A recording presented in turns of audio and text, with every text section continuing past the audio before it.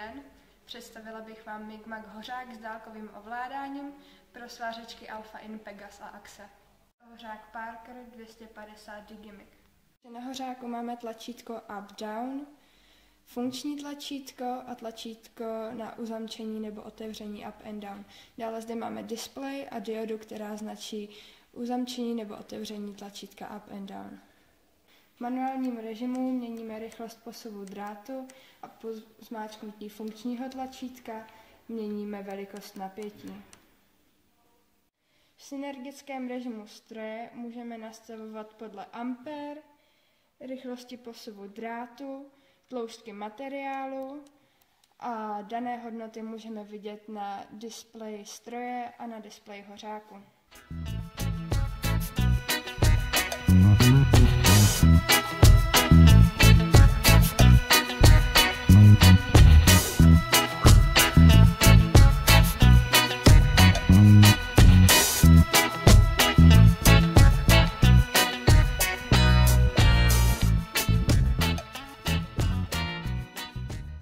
Pomocí dálkového ovládání hořáku můžeme měnit joby.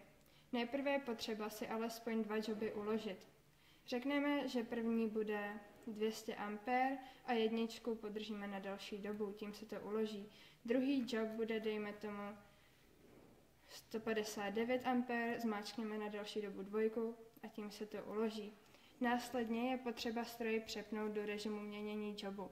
Zmáčknutím těchto 2 tlačítek se objeví job on a pomocí funkčního tlačítka se dostaneme do menu jobu a můžeme měnit pomocí up and down. Takže máme 200 A nebo 159 A.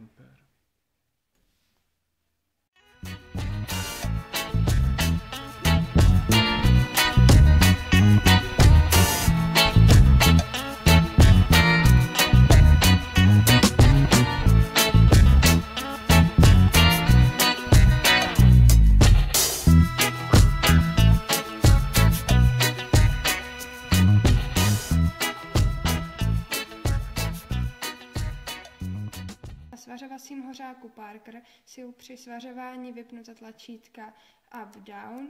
Po stisknutí tohoto tlačítka je dáme opět do pohybu a to znamená, že s nimi můžeme zase manipulovat. Na závěr bych vám chtěla ukázat hořák Binzl s rukojetí grip. Má méně podrobný displej, ale na druhou stranu tlačítka Up and Down jsou vždy neuzamknutá.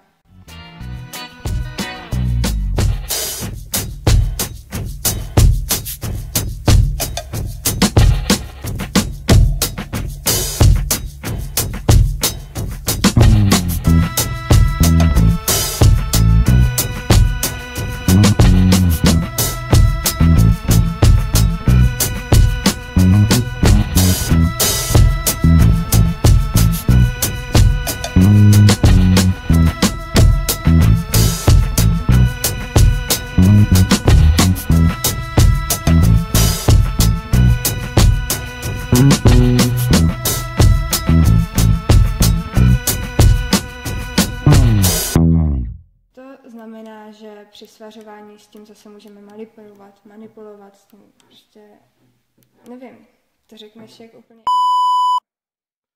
Tak jedem. Na závěr bych vám Ještě jednou.